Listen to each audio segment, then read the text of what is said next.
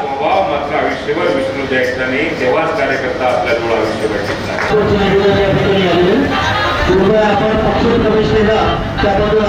जळगाव लोकसभा मतदारसंघ असेल, बळजबरी कोणाच प्रचाराला जावाचा नाही.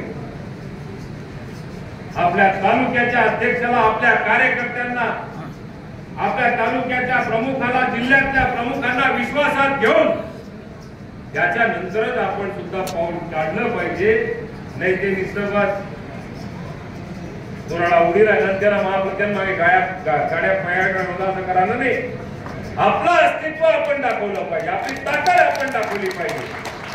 ज्या पक्षाला उमेदवारी मिळेल त्याच्यापेक्षा जास्त काम करण्याची धमक आपल्यामध्ये असली पाहिजे आणि त्याच्याबरोबर आपल्या पक्षाच्या कार्यकर्त्याला मान सन्मान सुद्धा हा तेवढाच मिळाला पाहिजे.